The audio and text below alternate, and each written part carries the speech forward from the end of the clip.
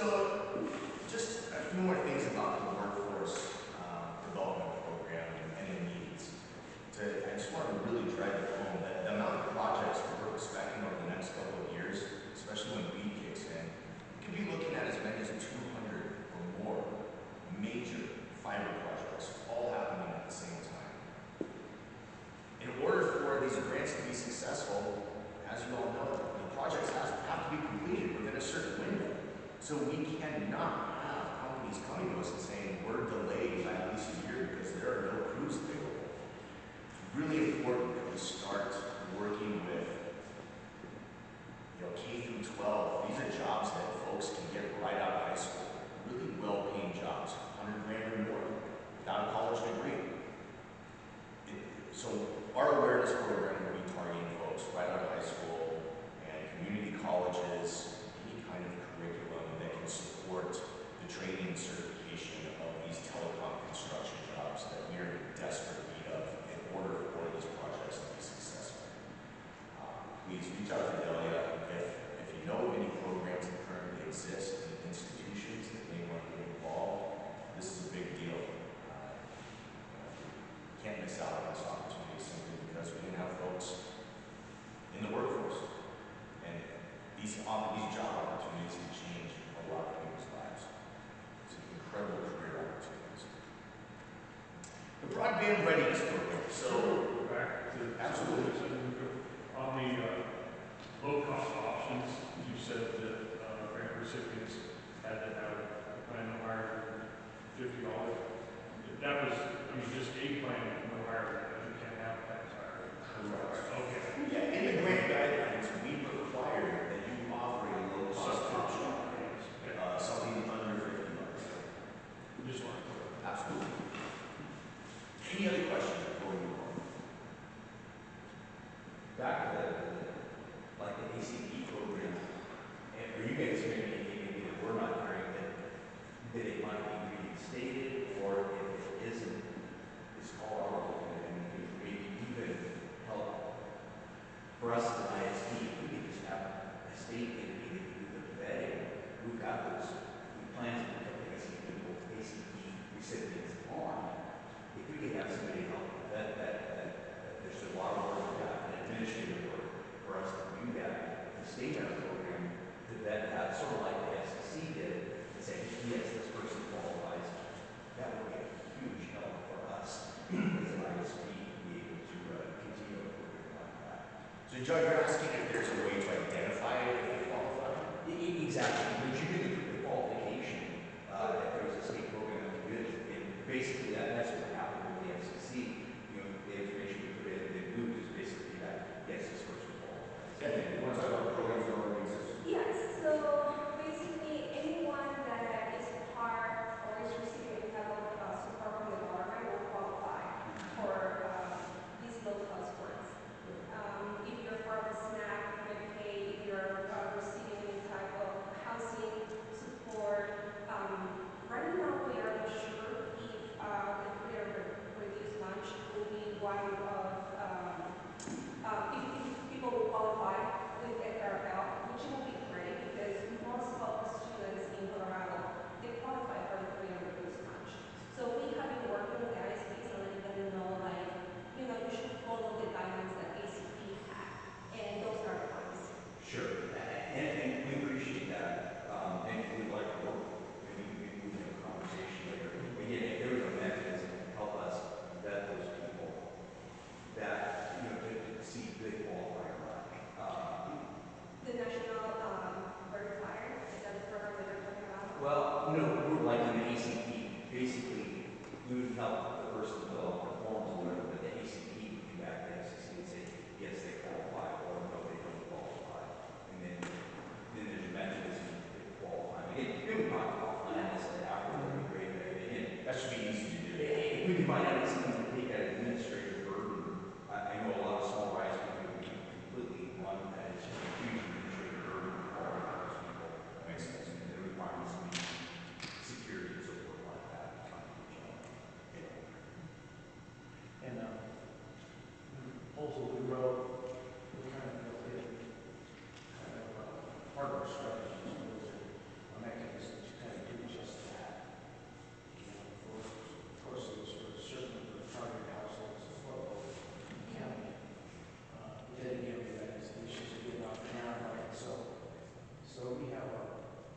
strategy to kind of bring it back. So it's not going to solve the problem, but I think having a mechanism to be able to work with the ISPs to be able to do that and front end. Yes, exactly. So we need to have it out there. Right, and then, if there's however often, just make sure that that person's still qualified out there and be on the road. So that would just be a huge help. You're all using Unitas, right? Huh? You're using Unitas. Unitas is one of the. How does that have an option for I think, that type of communication? with Unitas, on the initial proposal we submitted to the FCC, Unitas wasn't a part of that. But the other work that we've been doing right now with the scope of the coalition group, definitely Unitas is a key piece because they have that software to be able to track and be able to refer. So consequently, I think with what we're doing now, we're moving forward. Yeah, I just wondered if that could somehow be incorporated into. Unitas is part of the group that we're working with here to move forward with some of this. Yeah. I mean, it's great. They have great infrastructure for being able to refer to support. That's wonderful feedback. Thank you, John. Okay, the Broadband Readiness Program, kind of in line with the technical assistance. This is a certification program that the CBO offers to any community who wants to work with us, and we'll provide a checklist of everything that you need to prepare for a grant or broadband deployment. And so we give you a checklist, we work on achieving all those things, gathering up all those resources, and come back to us and say, okay, we've checked all the boxes, we validated, we send you a certificate that says that you are broadband ready, certified, and ready to receive grants. It's just another great opportunity to make sure you've got everything you need to be successful. So local updates. This is the most important. The whole reason we're here is to talk about this region specifically. It's never fun to hear about what everybody else is getting. You want to know what's available to us. How can we get better broadband? And so we've got this map here that shows where you're at compared to the state. Overall, the region's doing pretty well. But obviously, there's some opportunity. Region 7 is at 93.3% compared to the state, which is at 91.9 right now. We've got, let's see, it looks like a total of a little over 67,000 locations and 1,100 still are unserved. So that's really where the focus needs to be as we move forward the next couple of years. How do we get those unserved connected? With 100 down by 20 up. And then simultaneously looking at how we can also address these 4,500 that are underserved. How do we get them with more reliable, faster internet service? But overall, I'd say Region 7 is doing pretty well compared to a lot of the other regions. We were over in Region 14 yesterday, and they're at 50%. So there's still so much work to be done all over the state. You guys are on a good track. I think a lot of that has to do with the fact that you got John Saunders on your side, CBO, and SCEDD. I mean, obviously, really, you've got a great team in this region who really knows what they're doing, and that makes the biggest difference.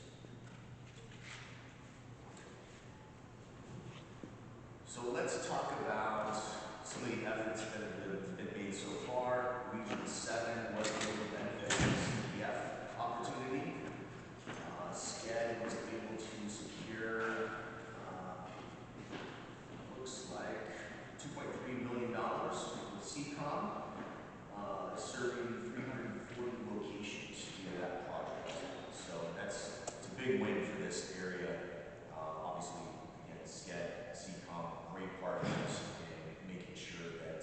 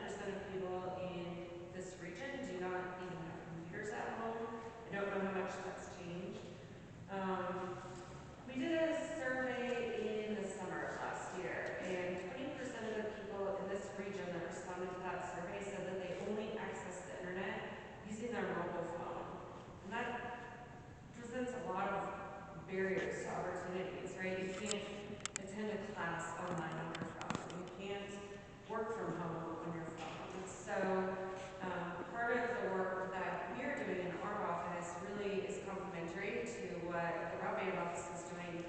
We want to make sure people have devices, that they know how to use them, and that they can afford to connect to the sweet broadband that is coming, right? We also had listening sessions last year, and these are some of the things folks from Region 7 said. The internet is a necessity, not a luxury. People are nervous to get online because they're afraid their information is going to get stolen. A lot of people in this region cannot always use the library to use a computer if they need access. It's pretty spread out here. My family is from this area. I know, how far it is from A to B. And many older adults in this region thought that it would be too hard to even bother to learn to use the computer. So we have that barrier as well, where